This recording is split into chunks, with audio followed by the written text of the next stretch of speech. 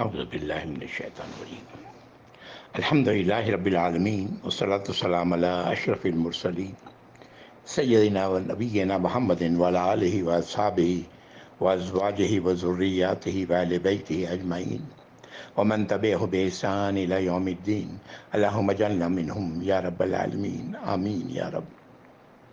اعوذ باللہ من الشیطان الرجیم رب اشرح لی صدری ویسر لی امری واحلل عقدۃ من لسانی یفقہوا قولی۔ اللہم اجعل ھذا لوجہک الکریم لا ریا فیہ ولا سمع یا رب العالمین۔ ربنا تقبل منا انک انت السمیع العلیم وتب علینا انک انت التواب الرحیم آمین یا ارحم الراحمین۔ السلام علیکم ورحمۃ اللہ وبرکاتہ۔ قرآن کریم کا 21واں پارہ ہے۔ الحمدللہ ہم لوگ سورۃ الاحزاب انشاءاللہ پڑھیں گے۔ یہ ایک طویل سلسلہ مکی صورتوں کا، سورۃ النور کے بعد مکی صورتیں اور پھر اس سلسلے کے بعد یہ مدنی صورت آ رہی ہے، سورۃ الاحزاب۔ مدنی صورت اس لیے کہا گیا کہ اس کی آیات ہجرت کے بعد مدینہ منورہ میں نازل ہوئی ہیں، اور یہ الگ الگ وقتوں میں نازل ہوئی ہیں، اور اللہ تعالیٰ نے جس طرح قرآن کی ترتیب رکھی ہے اس ترتیب میں یہ اللہ نے اسے قرآن کے اندر رکھا ہے۔ انشاءاللہ پڑھیں گے کہ یہ الگ الگ مواقع، الگ الگ واقعات کیا ہیں یا کیا رہے ہیں جن پر یہ آیات نازل ہوئی ہیں۔ جب پڑھیں گے تو وقت اپنے اپنے وقتوں پر انشاءاللہ اس کی وضاحت بھی ہوگی انشاءاللہ تعالی۔ سورۃ الاحزاب اس کا نام سورت کی 20ویں آیت میں احزاب کا لفظ آیا ہے۔ حزب کہتے ہیں، حزب کی جمع احزاب ہے۔ حزب کے معنی پارٹی ہوتا ہے، گروپ یعنی، تو اس کے جمع احزاب ہے۔ یہ اس سورت کی 20ویں آیت میں یہ لفظ آیا ہے۔ 73 آیات کی یہ سورت 21ویں پاری سے شروع ہوتی ہے اور 22ویں پارے کے تقریباً وسط تک جاتی ہے۔ آیت 1 سے لے کے 3 تک اس سورت کی ہدایت نبی کریم صلی اللہ علیہ وسلم کو دی جا رہی ہے، اولین ہدایت۔ آج یہ ہدایت ہم سب کے لیے ہے کہ اللہ تعالیٰ کیا رہنمائی فرما رہے ہیں ہم سب کے لیے۔ سورت شروع کرتے ہیں۔ اعوذ باللہ من الشیطان الرجیم، بسم اللہ الرحمن الرحیم۔ یا ایھا النبی اتق اللہ ولا تطع الکافرین والمنافقین ان اللہ کان علیما حکیما۔ مخاطب اللہ کے نبی صلی اللہ علیہ وسلم ہیں کہ اے نبی، اللہ کا تقوی اختیار کرو اور مت کریں آپ پیروی کفر کرنے والوں کی اور منافقین کی، ان کی باتوں میں نہ آئیں۔ بے شک اللہ تعالیٰ تو ہے ہی تمام باتوں کا علم رکھنے والے اور حکمت والے۔ جیسا میں نے کہا، یہ آج ہم سب کے لیے ہے کہ ہمیں ایسے لوگوں کی پیروی کرنے سے بچنا چاہیے جو اللہ کے نافرمان ہیں اور یا پھر منافق ہیں۔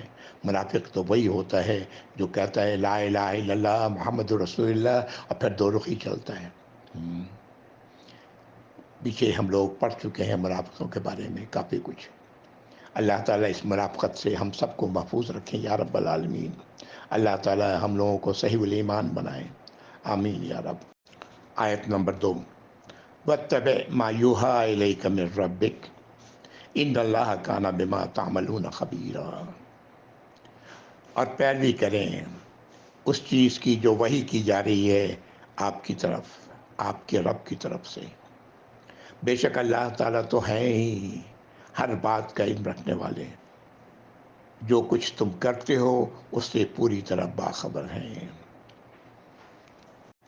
جی یہ مجھ سے کہا جا رہا ہے، میرے ہاتھ میں قرآن ہے، مجھ سے کہا جا رہا ہے اور اس کے سننے والوں سے کہا جا رہا ہے کہ پیروی کرو اس چیز کی جو اللہ نے وحی کی ہے، اور اللہ تو باخبر ہے ان تمام کاموں سے جو تم کرتے ہو۔ آیت نمبر 3، وَتَوَكَّلَ اللَّهَ وَكَفَى بِاللَّهِ وَكِيلًا، یہ ہے وہ راستہ، توکل کرو اللہ پر، بھروسہ کرو اللہ پر، اللہ ہی ہے جو کافی ہیں بطور کارساز، ہر بگڑی کام کو بنانے والے اللہ ہیں۔ کسی کی پرواہ نہ کرو، نہ کافروں کی نہ منافقین کی، ان کی باتوں میں نہ آؤ، ہے نا، اور پیروی کرو جو اس چیز کی جو تمہارے رب کی طرف سے تم پر نازل کیا گیا ہے۔ اللہ تعالیٰ تو باخبر ہیں ہر چیز سے، تمہارے اعمال سے، اور بھروسہ کرو اللہ ہی پر، وہ کافی ہیں بطور کارساز۔ سبحان اللہ، ایک اللہ پر بھروسہ کر کے، سبحان اللہ، کتنی عظیم بات ہے یہ۔ ہاں، انسان پتہ نہیں کہاں کہاں اور کس پر بھروسہ کرنا شروع ہو جاتا ہے، جبکہ اسے بھروسہ صرف اللہ ہی پر کرنا چاہیے۔ مومنین تو اللہ ہی پر بھروسہ کرتے ہیں، ایمان والوں کی پہچان یہ ہے کہ وہ اللہ ہی پر بھروسہ کرتے ہیں، اللہ کو اپنا کارساز جانتے ہیں۔ اللہ تعالیٰ مجھے اور آپ سب کو اس بات کی سمجھ عطا فرمائے، آمین یا رب العالمین۔ آگے آیت نمبر 4 سے لے کر کے غالباً آیت نمبر 8 تک، میں ان آیات کو تمہیدی آیات کہوں گا۔ ایک طرح سے ان میں کچھ آیات تمہید ہیں، ان مضامین کی صورت میں آ رہے ہیں، اور کچھ عمومی طور پر۔ آیت نمبر 4، اعوذ باللہ من الشیطان الرجیم، ما جعل اللہ لرجل من قلبین فی جوفہ، اور اللہ نے نہیں بنایا ہے کسی بھی انسان کے اندر، کسی بھی شخص کے اندر، اس کے سینے میں دو دل اس کے اندر نہیں ہیں۔ وما جعل ازواجکم اللاتی تظاہرون منہن امہاتکم، اور نہ ہی اللہ تعالیٰ نے تمہاری بیویوں کو تمہاری مائیں بنائی ہیں، جن سے تم اظہار کرتے ہو۔ واضح کروں گا ابھی۔ وما جعل ادعیاءکم ابناءکم، اور نہ ہی اللہ تعالیٰ نے تمہارے منہ بولے بیٹوں کو تمہارا بیٹا بنایا ہے۔ ذالکم قولکم بافواہکم، یہ باتیں سب تمہارے منہ کی باتیں ہیں۔ واللہ یقول الحق، اللہ تو سچ کہتے ہیں، سچ بات بیان کرتے ہیں۔ وہو یہدی السبیل، اور وہ رہنمائی فرمانے والے ہیں سیدھے راستے کی۔ یہ آیت نمبر 4 ہے۔ اس آیت میں پہلے جو بات کہی گئی وہ یہ کہ کوئی انسان ایسا نہیں جس کے دو دل ہوں، کوئی زندہ انسان آپ کو نہیں ملے گا۔ اللہ نے ہمارے اندر ایک ہی دل رکھا ہے، پہلی بات یہ کہی گئی۔ دوسری بات یہ کہی گئی کہ تمہاری بیویاں تمہاری مائیں نہیں ہیں، جن سے تم ظہار کرتے ہو، تظاہرون، ظہار کرتے ہو، وہ تمہاری مائیں نہیں ہیں۔ یہ ظہار کیا ہوتا ہے؟ بیوی کی بار بار بے رخی کے نتیجے میں کئی بار ایسے واقعات اس معاشرے میں ہوا کرتے تھے کہ غصے میں شوہر کہہ دیتا کہ آج سے تیری پیٹھ میری ماں کی پیٹھ جیسی ہے۔ یہ ظہار کہلاتا تھا، یہ رسم ظہار کہلاتا تھا۔ یہ بیوی کی بار بار کی بے رخی کیا ہو سکتی ہے، تصور کر سکتے ہیں ہم لوگ۔ یہ پھر وہ بیوی رہتی نہ وہ ماں ہی رہتی۔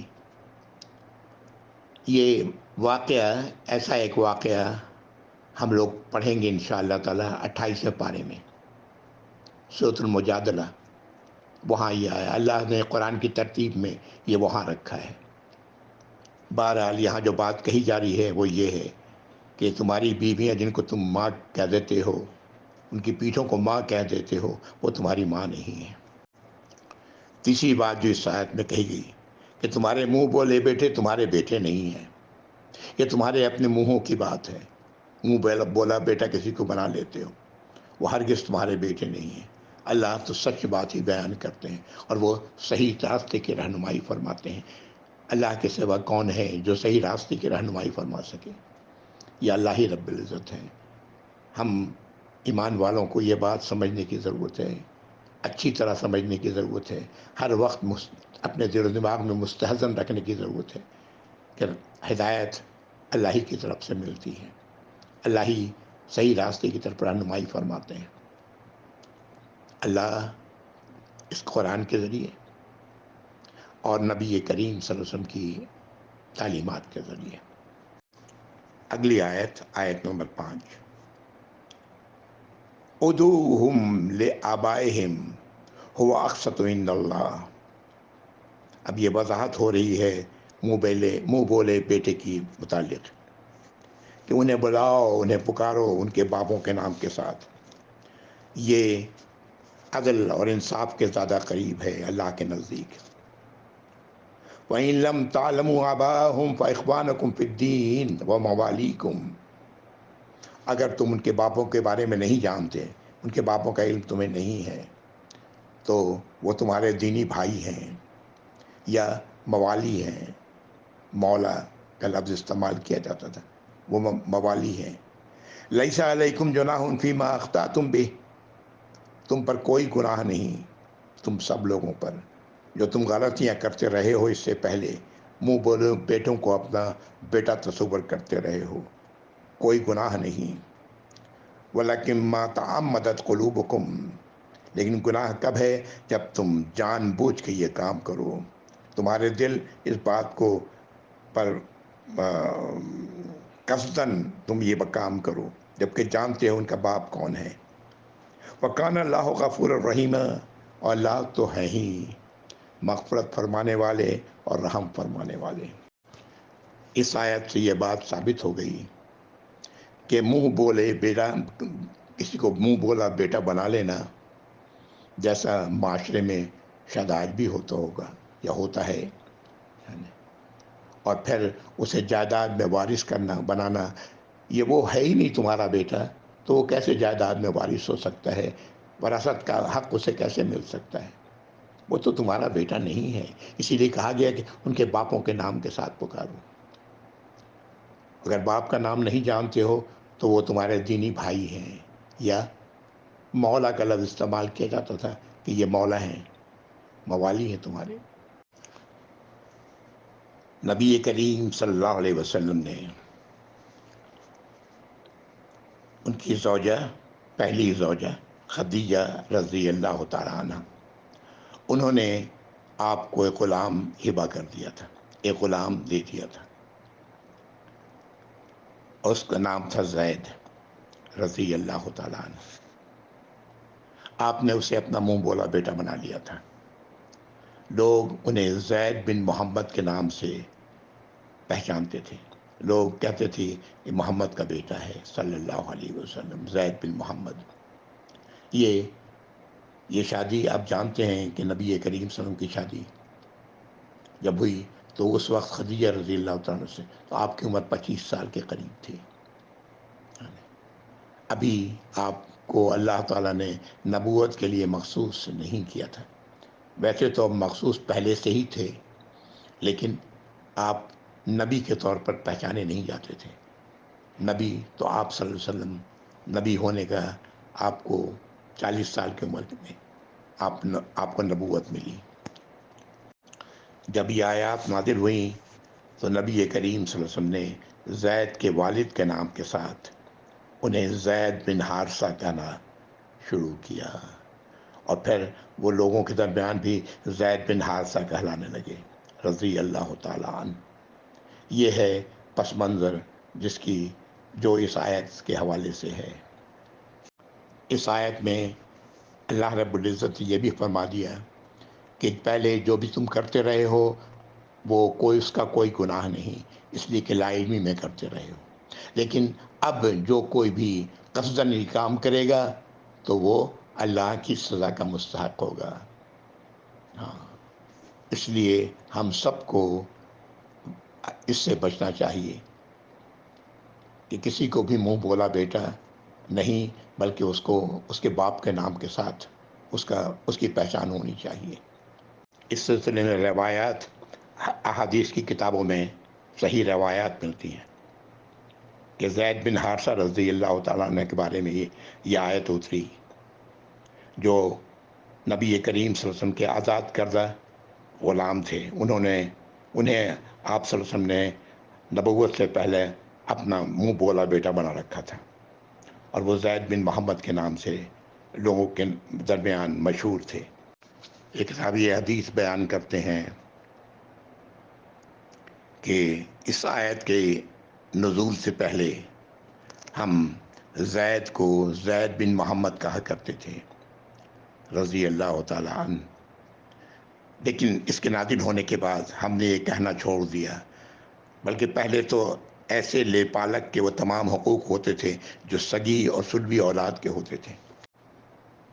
زید بن حارثہ رضی اللہ تعالیٰ عنہ یہ سن 8 ہجری میں غزوہ موطا میں شہید ہوئے۔ اللہ تعالیٰ ان کی مغفرت فرمائے یا رب العالمین، اور ہم سب کی۔ ایک موقع پر نبی کریم صلی اللہ علیہ وسلم نے یہ بات فرمائی تھی کچھ اس طرح کہ اللہ تعالیٰ نے میری امت کو ان کی خطائیں، بھول چوک اور جو کام ان سے زبردستی کرائے جائیں ان سے درگزر فرما لیا ہے، یعنی ان کی پکڑ نہیں ہوگی۔ سبحان اللہ، کتنی بڑی چھوٹ ہے ان لوگوں کے لیے جو نبی کریم صلی اللہ علیہ وسلم کی امت ہیں۔ امت سے مراد وہ لوگ جو اپنے آپ کو ایمان والے کہتے ہیں۔ امت تو وہ بھی ہیں جو ایمان والے نہیں ہیں، لیکن بات ان کی نہیں کی جا رہی ہے، بات کی جا رہی ہے ان لوگوں کی جو ایمان والے ہیں۔ ایک اور آپ صلی اللہ علیہ وسلم کا قول سن لیں اور پھر ہم لوگ اپنے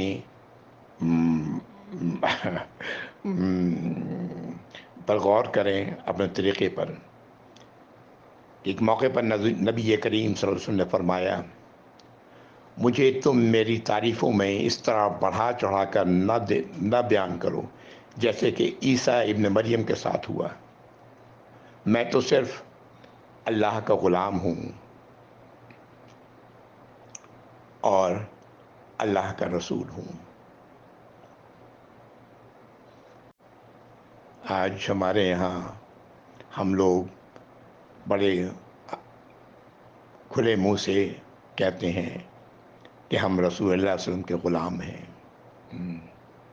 غلام تو ہم اللہ کے ہیں، نبی کریم صلی اللہ علیہ وسلم بھی اللہ ہی کے غلام تھے۔ ہر انسان، پوری کائنات کا ایک ایک تخلیق اللہ کی غلام ہے۔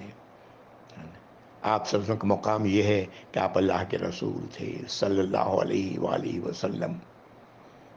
آپ صلی اللہ علیہ وسلم کا مقام یہ ہے کہ تمام انسانوں میں آپ سب سے افضل ہیں۔ آیت نمبر 6، اعوذ باللہ من الشیطان الرجیم۔ النبی اولی بالمؤمنین من انفسهم وازواجہ امہاتہم۔ نبی کریم، اللہ تعالیٰ فرما رہے ہیں کہ نبی اولا ہیں مومنین کے لیے، سب سے زیادہ حق رکھنے والے ہیں مومنوں کے لیے، ان کی اپنی جانوں سے بھی زیادہ، اور ان کی بیویاں، نبی کی بیویاں مائیں ہیں ایمان والوں کی۔ وَأُولُو الْأَرْحَامِ بَعْضُهُمْ أَوْلَىٰ بِبَعْضٍ فِي كِتَابِ اللَّهِ مِنَ الْمُؤْمِنِينَ وَالْمُهَاجِرِينَ إِلَّا أَن تَفْعَلُوا إِلَىٰ أَوْلِيَائِكُمْ مَعْرُوفًا۔ اللہ نے مزید وضاحت کی کہ جو خونی رشتے ہیں تم میں سے بعض کے درمیان بعض وہ اپنی جگہ اولیت رکھتے ہیں. ہر ایک کا رشتہ اپنی اپنی جگہ اولیت کا حامل ہے. باپ سے تعلق، ماں سے تعلق، بھائی بہن سے تعلق، اور پھر چچا زاد، مامو زاد، پھوپھی زاد، یہ سب اپنے اپنے مقام پر اپنی اپنی اہمیت رکھتے ہیں. کہاں ہے یہ؟ فی کتاب اللہ، اللہ کی کتاب میں. من المؤمنین والمہاجرین الا ان تفعلوا الی اولیاءکم معروفا. کن سے؟ تمام کے تمام ایمان والوں سے اور مہاجروں سے، مگر یہ کہ تم کوئی ایسا کام کرو جو ان تفعلوا الی اولیاءکم معروفا، کہ اپنے دوستوں کے ساتھ معروف طریقے سے. واضح کرتا ہوں اس بات کو. کان ذالک فی الکتاب مستور، یہ حکم اللہ کا، یہ قانون کتاب میں لکھا جا چکا ہے. پہلے ٹکڑے میں اللہ نے فرمایا ایمان والوں کے لیے نبی کریم صلی اللہ علیہ وسلم کی اطاعت اور فرما برداری ان کی اپنی جانوں اور رحمی رشتہ داریوں کی اطاعت فرما برداری سے پہلے ہے. کوئی بھی انسان ایمان والا ہو ہی نہیں سکتا جب تک کہ وہ اپنے آپ، اپنے والدین، اپنی اولاد، اپنے تمام انسانوں سے زیادہ آپ صلی اللہ علیہ وسلم سے محبت کرنے والا نہ ہو جائے. یہ بات اللہ کے نبی صلی اللہ علیہ وسلم فرمائی ہے. انسان جس سے محبت کرتا ہے اس کی بات ضرور مانتا ہے. یہی محبت کی پہچان ہے، ورنہ زبانی دعویٰ خود فریبی اور خوش فہمی ہے، جیسے کہ ہم لوگ کرتے ہیں. آپ کی یوم ولادت میں کر رہے ہوتے ہیں اور نماز کی فکر نہیں ہوتی. دوسری بات جو کہی گئی کہ آپ صلی اللہ علیہ وسلم کے ازواج مومنین کی ماں ہیں، ان کا وہی مقام ہے جو ایک ماں کا مقام ہوتا ہے. ان کو وہی درجہ دینا ہے جو ماں کا ہے. یہ امہات المومنین ہیں، مائیں ہیں امت کی. تیسری بات یہاں یہ کہی گئی کہ جہاں تک اخلاقی، مادی یا مالی معاملات کا تعلق ہے، ان میں رحمی رشتہ داریوں کا اپنا مقام ہے. اللہ کے قوانین کے حدود میں رہتے ہوئے دوسروں کی مادی اور مالی معاونت جائز ہے، معروف طریقے سے کی جائے وہ جائز ہے. سورۃ النساء میں ہم لوگ پڑھ چکے ہیں کہ جو مرنے والا کوئی وصیت کر جائے تو وہ وصیت پوری کی جاتی ہے، اور یہ وصیت ان کے لیے ہوتی ہے جن کا حق اللہ نے اپنی وراثت میں نہیں رکھا ہے. ان کے لیے ہی وصیت کی جاتی ہے. اس میں کوئی دوست ہو، کوئی دوسرے مسلمان ہو، مہاجرین ہو، یا کوئی عمومی رفاہی کام ہو، یہ وصیت کی جا سکتی ہے. اور یہ وصیت کی زیادہ سے زیادہ مقدار 1/3 وراثت کی 1/3 ہے، اس سے زیادہ کی وصیت نہیں کی جا سکتی. یہ باتیں ہم لوگ سورۃ النساء میں جان چکے ہیں. یہاں اسی کی طرف اشارہ ہے کہ یہ کتاب میں اللہ تعالیٰ نے اسے لکھ رکھا ہے. مزید یہ کہ معروف طریقے سے ان پر مال زندگی میں بھی خرچ کیا جا سکتا ہے. جو ایمان والے ہیں، جو مہاجرین ہیں، ہاں، جو جس طرح اللہ نے حکم دیا ہے اس کی بھی اجازت ہے. لیکن جہاں تک مقام ہے اپنی اولاد کا، رحمی رشتوں کا، وہ مقام، اس کی اہمیت کہیں زیادہ ہے. آپ کو یاد ہوگا میں نے کبھی آپ کے عرض کیا تھا کہ کسی صحابی نے اپنے ایک بیٹے کو ایک غلام دیا، اور آپ صلی اللہ علیہ وسلم کے پاس آ کے کہا کہ یا رسول اللہ آپ گواہ رہے ہیں کہ میں نے اس لڑکے کو ایک غلام دیا ہے، ہبہ کیا ہے. نبی کریم صلی اللہ علیہ وسلم نے سوال کیا کہ کیا تمہارے کتنی اولاد ہیں؟ تو بتایا کہ یہ اتنے بیٹے ہیں. تو آپ نے فرمایا کہ کیا تم نے تمام بیٹوں کو ایک ایک غلام دیا ہے؟ انہوں نے کہا نہیں. تو آپ صلی اللہ علیہ وسلم فرماتے ہیں کہ میں ناانصافی میں گواہ بننے کو تیار نہیں. یعنی اس طرح اگر دنیا میں کوئی کام کیا جائے تو سب کے ساتھ کیا جائے، انہی رشتوں میں.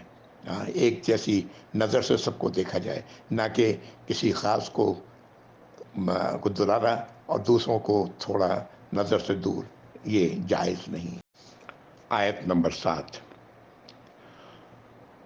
اعوذ باللہ من الشیطان الرجیم وَإِذْ أَخَذْنَا مِنَ النَّبِيِّينَ مِيثَاقَهُمْ وَمِنْكَ وَمِن نُوحٍ وَإِبْرَاهِيمَ وَمُوسَىٰ وَعِيسَىٰ ابْنَ مَرْيَمَ وَأَخَذْنَا مِنْهُم مِيثَاقًا غَلِيظًا۔ اللہ تعالیٰ فرما رہے ہیں کہ ہم نے عہد لیا نبیوں سے، پکا عہد، اور آپ سے بھی لیا ہے نبی صلی اللہ علیہ وسلم۔ نوح علیہ السلام سے لیا، ابراہیم علیہ السلام سے لیا، موسیٰ علیہ السلام سے، اور عیسیٰ ابن مریم علیہ السلام سے بھی۔ اور ہم نے یہ بڑا گاڑھا اور پکا پختہ عہد لیا ہے ہم نے سب سے۔ یہ پانچوں نام جو اس آیت میں آئے، ان کو اولو العزم من الرسولوں میں سے کہا جاتا ہے، بڑے عزم والے رسول تھے۔ وہ نام کیا کیا ہے؟ ایک تو آپ صلی اللہ علیہ وسلم کا نام آیا، من کا آپ سے، نوح علیہ السلام، ابراہیم علیہ السلام، موسیٰ علیہ السلام، اور عیسیٰ ابن مریم۔ یہ عہد کیا تھا؟ یہ ہم لوگ سورۃ آل عمران میں پڑھ چکے ہیں کہ دین کی تبلیغ جب کریں گے،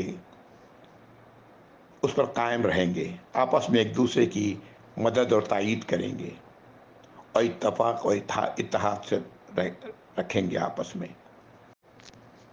یہاں سے جو بات نکلتی ہے وہ بڑی اہم نکلتی ہے۔ آج جو لوگ بھی اللہ کی طرف لوگوں کو بلا رہے ہیں، تو ان کے درمیان ایک اتفاق ہونا چاہیے، ایک دوسرے کی تائید کرنا چاہیے۔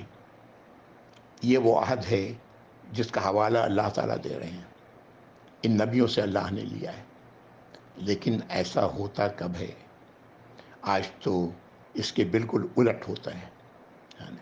ایک جماعت کے کسی کے شخص کو، ایک جماعت کو دوسری جماعت حق پر جان ماننے کے لیے تیار نہیں ہوتی۔ اللہ تعالیٰ ہمیں سمجھ عطا فرمائے۔ سورۃ المریم ہم لوگ پڑھ چکے ہیں، اس میں آخر میں غالباً آیت نمبر 96 ہے۔ اللہ تعالیٰ فرماتے ہیں ان الذین آمنوا وعملوا الصالحات سیجعل لهم الرحمن ودا۔ بے شک وہ لوگ جو ایمان والے ہیں اور اللہ کی اطاعت و فرمانبرداری کرنے والے ہیں، اللہ کی ہدایات پر چلنے والے ہیں، ہم اللہ تعالیٰ فرما رہے رحمان کے درمیان محبت پیدا کر دیں گے۔ لیکن آج یہ محبت کہاں ہے؟ سوال پیدا ہوتا ہے، کیا ہم واقعتاً ایمان والے ہیں؟ کیا ہم واقعتاً اللہ کی ہدایات پر چلنے والے ہیں، یا کچھ اور معاملہ ہے؟ ہم سب کو غور کرنا چاہیے۔ آیت نمبر 8، لِيَسْأَلَ الصَّادِقِينَ عَنْ صِدْقِهِمْ۔ یہ اس لیے ہے کہ جو سچے ہیں ان کی سچائی کے بارے میں سوال کیا جا سکے۔ وَأَعَدَّ لِلْكَافِرِينَ عَذَابًا أَلِيمًا، اور اللہ نے انکار کرنے والوں کے لیے تو دردناک عذاب تیار کر رکھا ہے۔ جو لوگ اس روش کو اختیار نہیں کیے ہوئے ہیں، ان کی آپس میں دلی محبت نہیں ہے، جو ایمان والے ہیں، تو پھر اللہ تعالیٰ ہم کہ یہ دردناک عذاب کی خوشخبری سنا رہے ہیں۔ اللہ تعالیٰ محفوظ رکھیں یا رب العالمین۔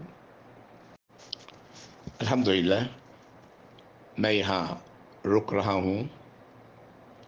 آگے آیت نمبر 9 سے لے کے آیت نمبر 25 تک جو واقعات آ رہے ہیں، یہ اس کا تعلق غزوہ احزاب سے ہے۔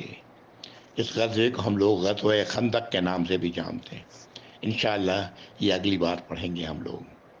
وآخر دعوانا الحمد للہ رب العالمین، وصلی اللہ علی محمد وعلی آلہ وصحبہ وازواجہ وذریاتہ وآل بیتہ اجمعین ومن تبعہ بإحسان الی یوم الدین۔ اللہم اجعلنا منہم یا رب العالمین، آمین یا رب۔ والسلام علیکم ورحمۃ اللہ وبرکاتہ۔ جزاکم اللہ خیر۔